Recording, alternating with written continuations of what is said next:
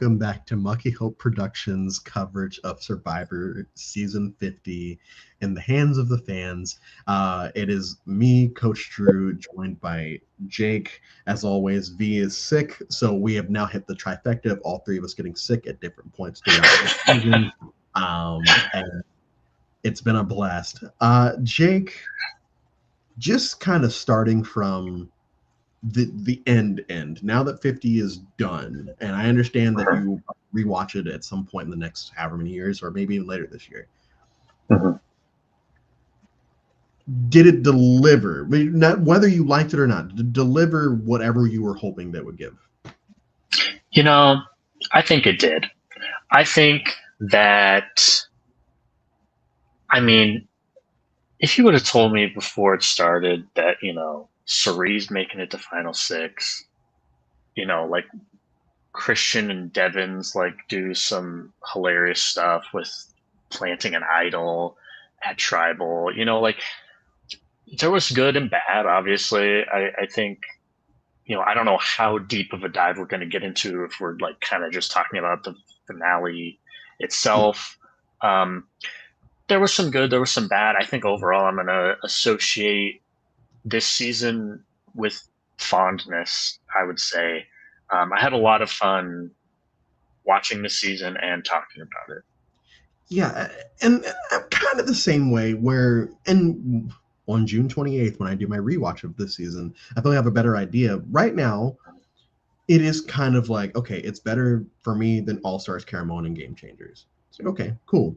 But what does that ultimately mean? That's pretty low bar, too. But exactly, like, is it better than these three, or is this in the same category as Second Chances? Is it in the same category as here, or do I just like it better than these, but really not, on the same level as these? And I think that what's probably going to be a detriment to me, for me, as I watch it, is the finale, because it's one of those situations where we as an audience, we're not looking at betting odds or anything like that. We're looking at what we are seeing. We know that the winner is probably going to be Aubrey, unless you're a Facebook mom, in which case you think it's going to be Jonathan. But logical people think it's going to be Aubrey, and so it kind of sucks the tension out of it, that you're almost making up the final five immunity between Tiffany and Jonathan at the end. It's like, I know Jonathan's going to win this because Tiffany's going to get voted out here, but still, I'm on the edge of my seat, like, oh man, maybe she will finish before him. And when she doesn't, it's like, well, yeah. Did you have that going into the episode? Like, did you feel like, okay, this is going to be the Aubrey episode? Oh, 100%. Yeah. I mean, they really should have built up Tiffany way more. This totally what this reminds me of is freaking Brett from Samoa, where it's like completely irrelevant, completely invisible until the very last episode, and suddenly it's like, okay, well, who's winning? It's kind of shown to us as like either Brett or Russell. Obviously, Russell loses, Natalie wins, but that's kind of the way the show is made. And it's like, Brett, where did this guy come from? Kind of. It's definitely what they did with Tiffany is definitely not as extreme as what they did with Brett. I mean, seriously, like, but it's still, it's still fairly egregious, though. It is, and it's like, okay, there's no way she was that irrelevant in the beginning of the season. If anything, you could say maybe Aubrey was more irrelevant in the early season. So I think to really have made it, they really just should have given her more of an edit where it was actually like, oh shoot, it could be like, I think they could have made it to where we thought it was either Tiffany or Aubrey coming into this episode. Very, because I have Gabon on the brain, and I made this comparison during the Gabon recap of, everyone's always talking about Susie, in the finale, everyone's talking about Susie having this big mouth and like she never shuts up and all that. It's like, we don't see that at all until after she wins Final Four immunity and she doesn't shut up. It's like, oh, okay, I guess she doesn't shut up because we're now being shown this in a 15-second clip. It's the same thing with Tiffany, where it's like, yeah, I believe that she's a threat because they're telling us this, but why aren't they showing us this? We're not being shown that Joe or Jonathan inevitably are going to be big threats. We're to Aubrey. We are shown that they're doing whatever they're doing. In Jonathan's case, he's more of the antagonist, and Joe is just Joe. And I like Joe. I just want to get that out of the way now too, because I know Joe's catching a lot, but like I like Joe. It's just, you know what I've come to accept Joe as sort of like a coach-esque guy. For me, like where it's just like, I think once I stopped taking him seriously, I was like, okay, yeah, you're just Joe. You're just Joe. Yeah. You're just Joe. And that's all. And this Joe was perfect in 40. Perfect. I wasn't a big fan of the Joe Eva thing 48, but like perfect. And I felt like he was kind of out of his element in 50. Totally. You're playing with people that are gamers. Even like Colby, who's not the biggest gamer, I felt like Colby was at least doing something. But yeah, inevitably we're gonna lose Tiffany here. Everything that's come out later saying that, Jonathan basically told her she needed to go because she was a woman. It's like, okay, I believe that. That checks out. It's frustrating because now we have a Final Four where I feel like most people weren't coming into the season. Like, people weren't coming into Micro thinking it was going to be Parvati. Who's this? I think it's different. It's more of the Game Changers thing of, we get the merge boot from Cagayan, we get pre-merge Brad Culpepper, and we get Troyzan, who of the three is probably the biggest name at that point. Exactly.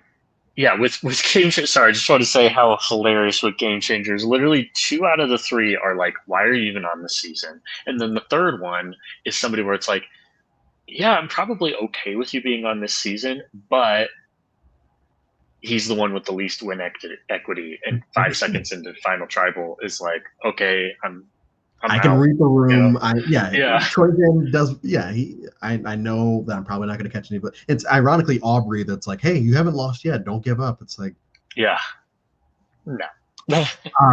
But yeah, and no, I don't think anyone expected. But it's one of those bad's probably the wrong word. It's one of those moments where you're underwhelmed. I feel like with even Parvati at the end of Micronesia, it's like, oh, we didn't expect this, but this is cool. Oh, Heroes vs. Villains, we didn't expect this, but this is cool. Even Game Changers, I feel like it sucks that Sari just went out the way she did at the beginning of this, but like, this is cool. Second Chances, I feel like most people probably would have expected Spencer to make it. I feel like he was probably the one that everyone kind of was, but this is a cool, Final 3. With this Final 4, it's like, okay, so we got the 2 meatheads. We have the new kid who, is very, people are kind of on the fence with that. Like, I'm a Riz God person, and then we've got Aubrey, who, depending on who you ask, is either like, okay, do we need Aubrey again, or like, hey, I'm glad that she's back to finally do it this time. Where were you kind of at by the time we hit that? Because I know you were at the watch party, so like, I feel like it's a different experience because definitely, yeah. I mean, I'll tell you like straight up, everyone was rooting for Aubrey at the watch party. Everyone, like, to be fair, it was once. If I had to guess, I would think it was Rizzo was the one everyone was rooting for the most of the Final 5. Then Tiff, then Aubrey. I mean, probably Aubrey and Tiffany were pretty even. Then Joe, then Jonathan. It was like there was no love for Jonathan there. It was crazy. There was like a couple people who cheered when Rome. I was at Rome for everyone watching. I was at Rome from 47's watch party, and he went up to the front once we knew the final 3 and was like, okay, who's rooting for Jonathan? Crickets. Who's rooting for Joe? A couple people cheered. And then who's rooting for Aubrey? Near his homeland. Yeah. Near his homeland out there. So yeah. Yeah. And then the room just like erupted in applause when he said Aubrey. So, when it comes to coming into the season, I think that this season does add a very almost complicated legacy. Aubrey now has a very complicated legacy. It's almost like she got the win, but I don't know if a lot of people really respect it. Like I think, and we're not talking about the Facebook moms. Yeah, we're not talking about the Facebook moms here. We're talking about other folks. Exactly. I think, especially the Facebook moms probably are like, wishing it was Jonathan. But even, for people like me who were of the final three, very glad that she won of the three. It wasn't like I was sitting there at the end a little bit surprised at how happy the jury was to give it to her. I'll say that. And I don't mean that like in a mean way, like, Cirie and Ozzy, and mainly those two, especially Cirie, pushing as hard as she was for Aubrey, is that out of it felt like more out of like pro Aubrey instead of anti Jonathan and Joe, which I was a bit surprised to see. Well, I mean, if you ask Jonathan, Miss Cirie poisoned the jury. Miss Cirie. Miss Cirie poisoned the jury, according to him. But before we get to that final tribal, we have to get to the final four. And I voted for Samotion. So I guess I was glad to see that was the case. Pretty sure I did too. Yeah. And I think because who goes out second? In Samotion? Yeah. I think is Rizzo out first? Who's out first? I believe Rizzo's out first, and I think whoever goes. So then Jonathan, because it's between Joe and it's between Joe and Aubrey in the end. So when Jonathan goes out, I'm like, Aubrey, like there is no suspense anymore. Aubrey's going to win this, and Aubrey's going to win the game. So when Jonathan, and then we get to the moment that I text you about it a couple hours beforehand. I'm like, hey, when you get there, and you'll know when you are there. Just let me know. And I'm glad I'm not the only one that kind of buys into this conspiracy theory. And I don't do conspiracy theories often, almost at all, because I'm a history person. When the moment happened, when Jeff brings out Rizzo onto the stage to talk about Final Four and all of that, what were did people in the room know what had happened? Because y'all are on the West Coast? Like, is there anyone in there that's like, hey, watch like something great? Or did you still just kind of figure it was just a normal thing? So I unfortunately opened Twitter. I don't know why. I think I was checking the basketball game that was on. I think it was Spurs Thunder. I opened Twitter and I saw, oh my gosh, I can't believe that just happened. Jeff spoiled the fire-making loser. But I didn't know who it was. So I knew that he was going to spoil the fire-making loser. So I think once Rizzo came out, I was like, it's about to happen. I didn't like alert anybody or whatever, but once it happened, I kind of looked around and saw people slowly realize, wait a second, he just did that. Yeah. And then I was with my wife and her sister and her husband, and they were all like, oh my gosh, like he fucked up. Jeff fucked up. He finally fucked up. Because Jeff is like, anything wrong that Jeff has ever done was, I'm thinking like asking Courtney if she was like anorexic, stuff like that, was on purpose. It wasn't like a gaffe or anything. Yeah. This was like Jeff's first gaffe. I guess you could it wasn't like fully Jeff's fault because, as he explained, they're not really watching. Go ahead. Keep on going. Well, I was just going to say, it was just crazy to see like Jeff make a gaffe because I feel like he's just like never misses a beat normally. And this is why, like, I guess I just don't buy the story of like, oh, there's a lot going on. It's like, yeah, but like, you are one of the head honchos. You go through rehearsals. He's executive producer, yeah. You go through all of this. There is I won't say it's impossible because obviously it happened, but it shouldn't be possible that such a big gaffe happens during your live finale. And that's when I Yeah. drunkenly posted, like, was that done on purpose because they don't want to do a live finale anymore? I honestly don't think that was the case.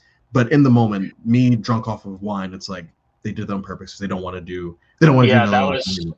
Listen, I'm not gonna lie, that was my first thought too. And now that I'm kind of talking it through with you, I do kind of realize, like, hold on, you can't like say like, oh, it was production, like miscommunication, or whatever. I just, yeah. Now that I'm really thinking about it, like, I don't really understand how that happens. Yeah, well, and so have you looked at Savannah's like uh her videos from that night? Like she's been posting a lot of videos of everything that happened that night from her perspective. And there's the fun moment where they're in the back after Jeff spoils it. They're all in the back room, and Genevieve is drinking a bottled beer with a straw in it, and it's like that's a psychopath. But I still,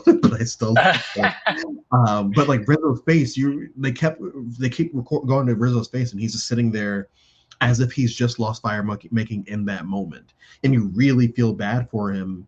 At least for me, I felt bad for him again because it's like, oh yeah, this moment is spoiled. That everyone watching this segment doesn't care. They know.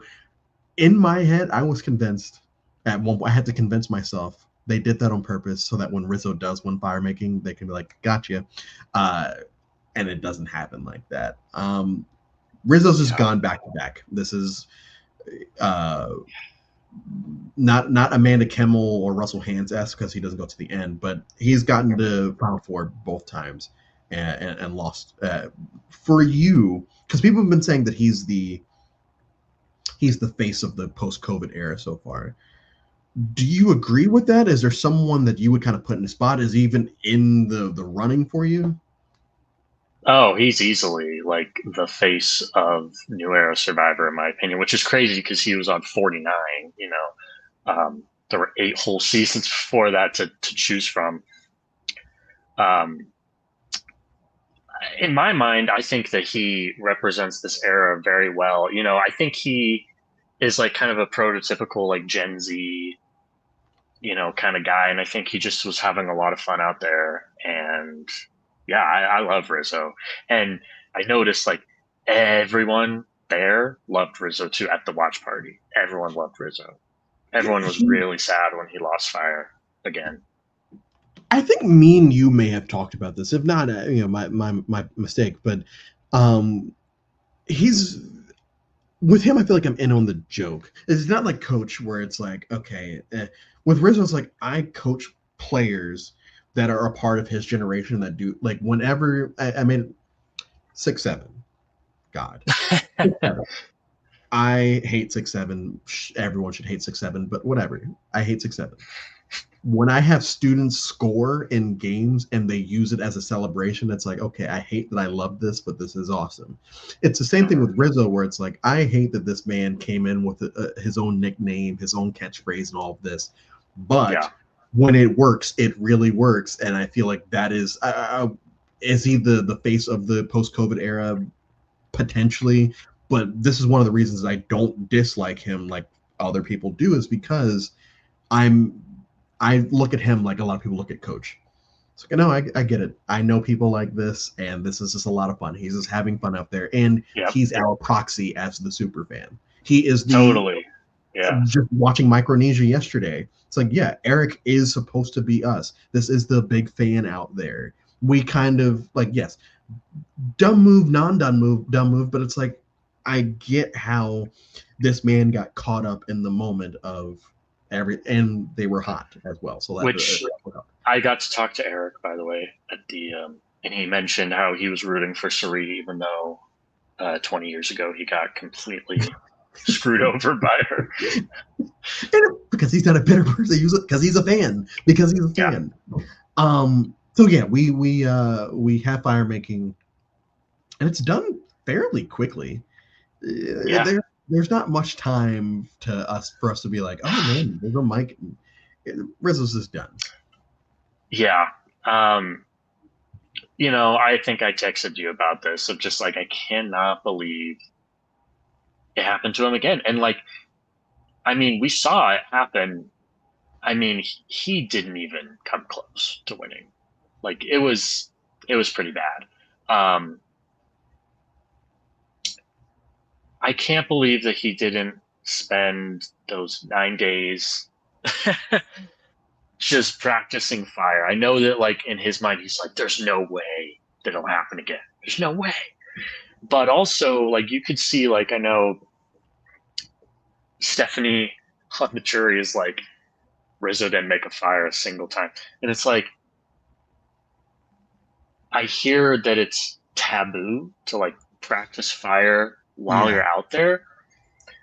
And it's like, but at a certain point, it's also like, I was going to say, whatever. Screw y'all. Yeah. Like, I'm going to do this. Yeah. And it's like, which by the way, I actually really loved that Joe helped Rizzo try to. That was his face when he saw what Rizzo was trying to do. It's like, oh God, let me. Yeah. Let me it's like, yeah.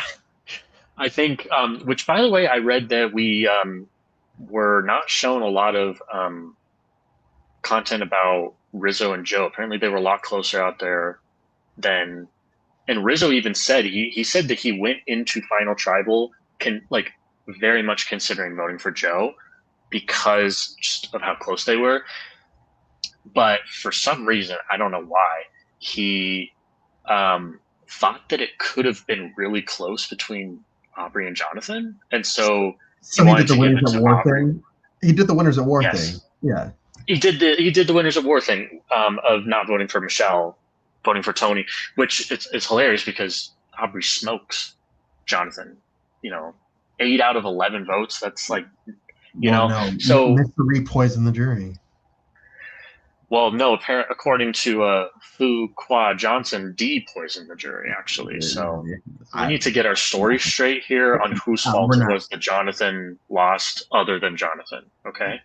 So Rizzo loses. We have our final 3 now. And I know I brought this up last week, how as much as I didn't want Jonathan to win, I thought it would be hilarious for them to like pull the rug from under us again and be like, no, Aubrey actually doesn't win this time either. And it does actually yeah.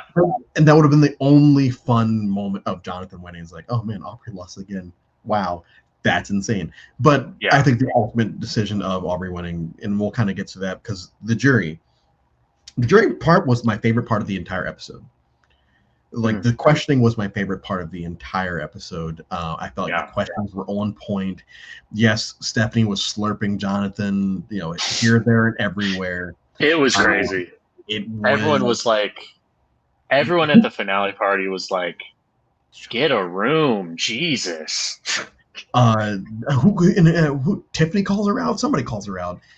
Tiffany said, is there a question? Is there a question here? Because yeah, it was just a bunch of Stephanie being like, you did this and you did this. You're just the total package. Listen, I just want to say really quick, I'm going to give one piece of, I don't know if it's really considered credit, but I do think that Jonathan basically had no chance of winning this season at all, like straight up at all. I don't think that the jury, I guess it could have depended on if the jury was right. I don't think they were going to let him represent season 50. Yes, I agree. Like there was no way that the jury would have had to have been a bunch of Coach, Chrissy, and Stephanie's, and that the cast doesn't even look like that. So like that was never going to happen. There was almost no way that, like, because even if Rizzo is there, I think it's maybe a lot closer. Yeah, I don't know. So that's the one thing I'll say about Jonathan is that I think like he was an underdog from the beginning, which is kind of funny to say because he was never like really painted as an underdog. But I just think it really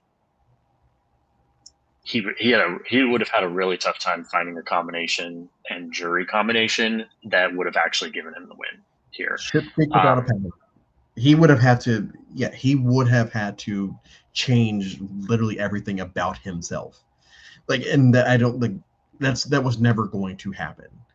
That's the thing is, yes, in that aspect, yeah, poor Jonathan, but it's also like fuck this guy. That's just how it is. Like there were a bunch of people on Heroes vs. Villains. I'm sorry, Candace is never winning Heroes vs. Villains.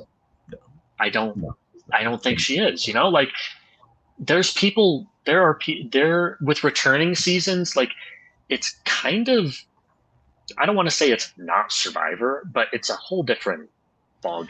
It's a whole different universe there of are other things that people are thinking about. They're not just thinking. And there's free gaming and like in a perfect world, would there be no pre-gaming? Sure, but like, what are you gonna do? Like, you can't like prevent them from being friends with each other before. Sorry, exactly. Survivor is a big community now. You know, like so. And I agree with you on every front with that, but we get to the final vote, and I think I even sat here last week and said Coach thinks logically most of the time when he votes. Like even when he votes for Parvati and here's Villains, it's like okay, his reasoning is there. Mm-hmm. He ultimately votes wrong, but like whatever, it seemed like he was voting logically. Here it still kind of feels like he's voting logically, but based off of the people that vote for Jonathan, it also kind of just feels like that pregame thing because it's only the 3 that vote for Jonathan there. Yeah, I think it was just like, I don't really know if Coach and Aubrey had much of a relationship in the game as well, you know? So, I mean, it happens. It's like, kind of reminds me of like Sage, Jawan voting for Sage last season, you know, of like, I don't know. Even said, I don't know anyone. Yeah, I don't know anyone else. Yeah, or just like I was just really close with you. You know, it seemed like a Coach and Jonathan. I think you even like in episode 1. Yeah, they started on the same tribe too. Mm-hmm. So yeah, Coach and Jonathan were kind of playing with each other like the entire time. So I don't really knock Coach for voting for Jonathan. I think that's also just like more of his type of player, you know. Yeah, Jonathan didn't do anything overly wrong that Coach saw. Right. But yeah, ultimately we get the Aubrey win over Jonathan and Joe. It kind of looks like on everyone's faces they kind of know what's going to happen, especially on Jonathan. Jonathan looks out of it. He knows there he's done. Aubrey gets a car. We get a couple questions, but not really. There is that moment earlier in the episode where Jeff kind of shits on Ozzy and gives him his own little shirt, and it's like, and he also says Stephanie's she's a what's the word? She's a role model. The reunion. Just don't give her a glass of wine. That's all. Don't give her a glass of wine. The reunion as a whole just kind of felt all over the place. It didn't feel that there was no real structure to it. Yeah, so I did not. I've only seen just bits and clips of the reunion. Actually, the sort of like finale party that I was at kind of cut off after the votes were read, so we didn't really get to see the reunion much. We saw Aubrey win a car, which is, you know, hey, cool. Good for her. Well, yeah, and they tried to. Oh, yeah, the car curse is no more. It's like, no, it still is. That doesn't. Well, yeah, that's count. Not really how it works. You can't just give her a car afterwards and say it's broken. You know. I do want to comment, if you don't mind, about Final Tribal. The juries. What would you say was the moment where you were like? Was there any moment in your head where you thought the show was trying to convince you that Jonathan could maybe take it? Yes. Very early in Final Tribal, I was in a group chat with all my friends that night, and I'm like, oh my God, is Jonathan actually going to win this? Because it did feel like everyone had open minds, at least at first. It felt like everyone was giving them a fair shake. It's like, there's no fucking way that these people actually have open minds. These people are all decided, right? There can't be, we can't let this happen. As much as it would be funny, we can't have this happen. So yes, the beginning. And as it continued, especially after Stephanie did what she did, it's like, yeah, he's screwed. Because I talked about this yesterday with Micro, with Ozzy's statement to Amanda. It's like, yeah, if I'm a juror right there, I'm voting against Amanda now because that was so embarrassing. with Osmond. It's similar to here. It's like, Stephanie, what are you doing? Even if I did come in planning to vote for Jonathan, it's like, I'm good. Yeah, I've seen a lot of people clown on him for saying that, but honestly, I agree with him. I think that it was really off-putting. You know, I think the RHAP people call it pulling a David Murphy, right? Pulling a Murphy is actually, it's just a half Murphy. The full Murphy is proposing to somebody that you would later cheat on with another contestant. Yes. That's the full Murphy. But yeah, Stephanie was pulling a half Murphy here of just like, we need, everyone needs to vote for Jonathan. He's the total package. You know, I want to do unspeakable things to him. It definitely felt like voting for Clinton all, but she put a lot of time into that. So yes, I guess to answer your question, yeah, I fully was like, wow, okay, maybe I was reading the room wrong, and Jonathan is actually just going to win, which, thank goodness. So we also start to, well, Jeff does a preview of what 51 is going to be, and they say basically every twist that's ever happened ever is on the plate to do for our new era of Survivor, starting with 51. And my fear is the 50s are going to be like the 30s, because the 30s, I'm not the biggest fan of the 30s because it is the big moves advantage era proper. That's where it starts.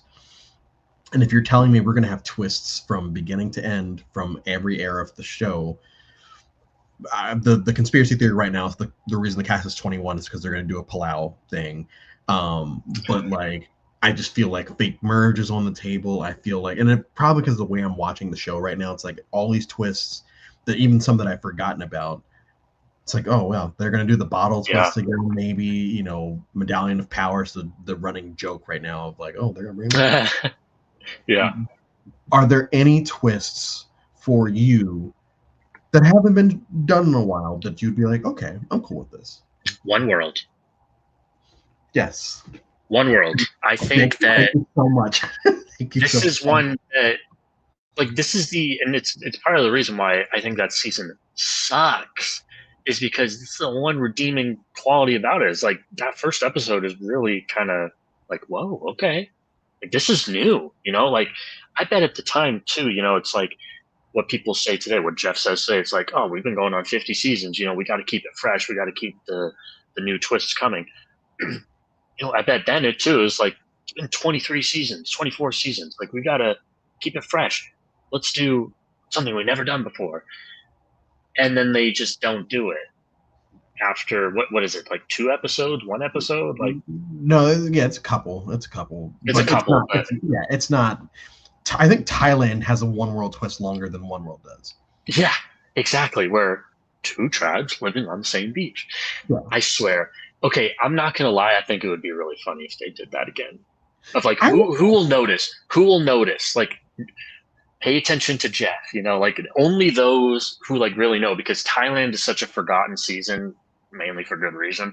But like, I don't know how many people will actually catch like he's not specifically saying merge, you know, or not specifically saying like we're one tribe now, you know. I mean, it happened with Gabon today. Gabon, they think they're merging and they have a feast and everything, and then they open the bottle. It's like, oh, another tribe swap. So you don't even need Jeff to say you pick his phrase. Yeah, you could just put them in a situation where they think they're merged, and then they're not. But I agree with you. Like, that would be very fun to see if there's anyone that clocks what's happening in this moment, because these people playing 51 are going to just think they're doing mergatory. Like, they only have mergatory to go off of. I do feel like there are a few twists. I think they'll probably do Exile Island again during 51. I do feel like they'll do something like we brought up the Palau thing, and as much as I hate that opening twist for Palau, Wanda's still very memorable, so is the other guy. I don't think they're doing Palau. I really don't. I think that I think it's going to be Fiji. It's Fiji, which is funny. One person goes to exile. Correct, and then joins the tribe that just voted somebody out. Or, yeah, like, I mean, is it going to be like schoolyard pick? Like, that would be crazy because when was the last? Was it Palau? Last time Schoolyard? they No, just no, no. Oh, I mean, Gabon is a schoolyard pick. starting tribes. Yeah, Gabon's a Oh, it's schoolyard. Gabon is started. You're absolutely right. And then they do another schoolyard pick, right? For the tribe swap, or it's like how they rank They each rank. other. They do like rankings. Yeah, See, and we could get into also like what, like, is that a twist? I would say Right? so. Like okay, so Just yeah, bring if that you're not back doing a swap the traditional way of doing a swap, if you're adding of an just extra element, random. yeah, if Yeah, you're doing an extra element of you're gonna do that, or what they do with the auction, or not the auction. In Guatemala, they do basically a team vote thing of like, oh, who is the most hungry? Who's this? Who's that? Who has the most tribe spirit?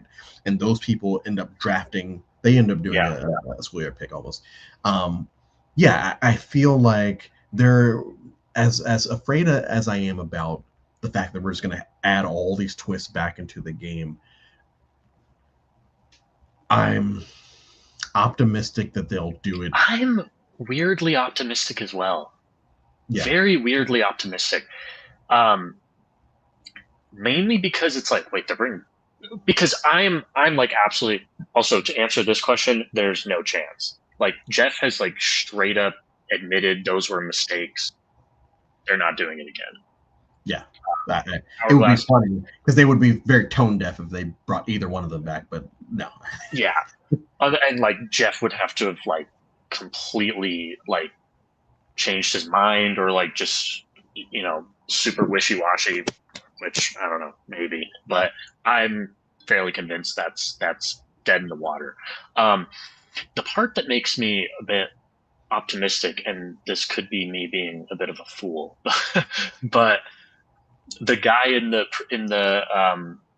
preview that's like, they haven't done this since like the single digits, and I'm like, okay, you could be, I don't know how big of a fan that guy is. Maybe he's misremembering. Maybe it was actually done first in like the 20s or something, like just something that feels like a long time ago. But actually, yeah. But if it really is something that's been like that long, I'm not saying everything they did back then was perfect, but that kind of sounds like maybe they're willing to bring some things back that people have been asking for. I don't know I'm trying to think what something that from the could single mean digits that like specifically. I don't know. something from the single digits that they haven't brought back or that we haven't seen much. The Outcast Like twist. the Outcast twist. You know what? If that were to happen, I wouldn't hate it. I feel like most people would because they're bringing people back into the game. But like, I wouldn't hate it. Um, I don't know. Is there anything else from the first 9 seasons that hasn't happened again? I can't. And I just watched those like last week. Again, again, it depends on what you call a twist. I think that maybe that's just really a challenge. I was thinking of like the Marquesas, like totem pole kind of challenge of like, but they've done that fairly recently. They haven't done that only since the single digits. I think the last time they did it was San Juan del Sur, and then they stopped broke doing it. it because They broke the challenge. Yep. Yeah. Yep. So I don't know.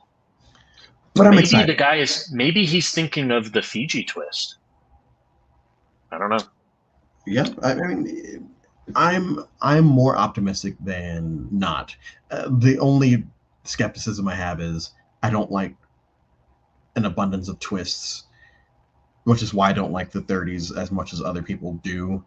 But I feel like there is a way that they can make it more like second chances and less like Ghost Island. I feel like we can get there. Yeah, I agree. Cautiously optimistic. Any final thoughts on the finale? I want to ask you, do you think that, regardless of how strong, I guess, of a winner Aubrey is, or how telegraphed it was, how obvious it was, do you think that they told a good story of how and why she won? No, until yes. No, until final 7-ish on. And maybe it's one of those things where I have to rewatch the season. Good. Okay, yeah. Because this is what happened with Erica in 41, where it's like, until I watch it again, it's like, oh, so she just kind of won. But when you go back, it's like, oh, these people are trying to throw challenges, get rid of, like, she's being clocked as a threat, even though we're not seeing it happen. We're being told that it's happening. I feel like going back and watching maybe even just the her Genevieve thing might be more of a telltale sign. Yeah, so I think that, they kind of pulled a Michelle with her, right? Of giving her content when not necessary, just letting her narrate kind of everything that happened, even if she wasn't really that involved. Which, okay, whatever. Could do without it, could do with it. But yeah, kind of the whole thing was like Genevieve, and then that's a thing for that whole time, and then they swap together and take each other, or she takes her out. So boom, first dragon slayed by Aubrey, whatever. Like, I think that was kind of the thing. It was just like, Aubrey's kind of getting her way in the game or whatever. Yeah, because of twists. Yeah, and then throughout the merge, it's like, gotta take out the middle people. Aubrey, gotta take her out. She's gotta go. Can't let her get to the end. It's Erica. It's totally Erica. Of like, everyone is saying she's a strong player. She's a strong player. We need to get her out. And then you don't. What do you expect us to do and say at Final Tribal when she's sitting there with you? Yep. Like, the moment where I was like, I was already like 90% sure Aubrey was winning going into the Final Tribal Council. But when Ozzy said, you guys said you need to take out the middle, and then here you are with the middle in the middle of you two. Yeah. And so I'm like, that's so true. Like, what did you like for Jonathan, what did you expect when you talk about the need to get her out this entire time, and then you don't, and then you're sitting next to her? What do you expect? So, is that like the most brilliantly told story ever? No. And it's no fault on her. Yeah, it's no fault on her. It's the edit. Yeah, it's the edit. A tale as old as time. Yeah, and I think that. Yeah, I think that they kind of showed us everything that Aubrey had to show. Really, I mean, and listen, I don't think that she played like a horrible game or anything. You can't win Survivor 50 by playing a horrible game. Like, did she get lucky? Yes, of course. When you have that many twists and that many like just crazy shit happening every 2 seconds, of course the winner is gonna be lucky. Like, and that's fine. Yeah, and that's yeah, fine. and yeah. So I think that maybe the truth that maybe people need to accept about this season is that if you were to simulate this season 100 times, somebody like Aubrey is probably winning most of the time. Like, kind of didn't really choose one side or the other, kind of stayed in the middle, played maybe a bit safe, kind of, just got very lucky with the twists that fell her way. And then you just make it to the end and everyone's like, okay, sure, we'll give it to you. Because when they split them at the final 9 into 2 tribal councils, I was like, dude, this is brutal. Like, to be out there has to be brutal. The Blood Moon where 3 people went home, and then this at the final 9, you're being split up again, and you had the where Coach and Chrissy got voted out together. It's like, Jesus Christ, man! Like, it was a lot of twists and a lot of areas to get just sniped out of the game. Like, it's a miracle that Suri was taken out after all of those happened.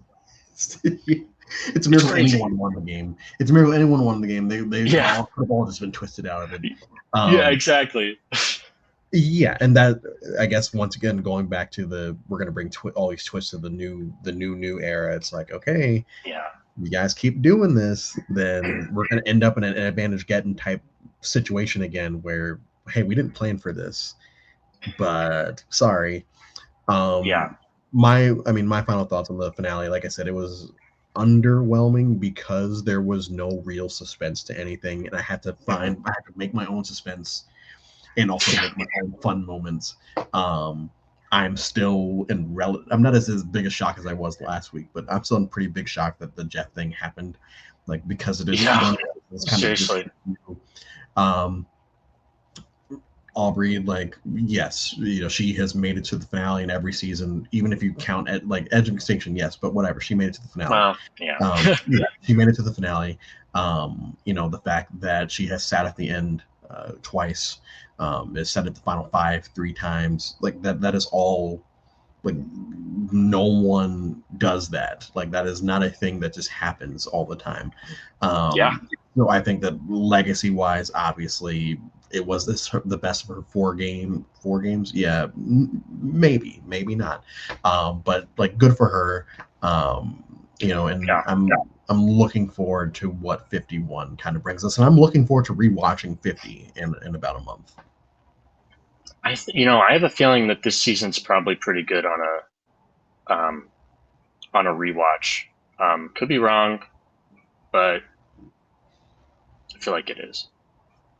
Well, Jake, thank you so much for hopping on this season. V, wherever you are, thank you for hosting this entire season. Everyone in the chat, everyone that's been supporting the channel, just in general.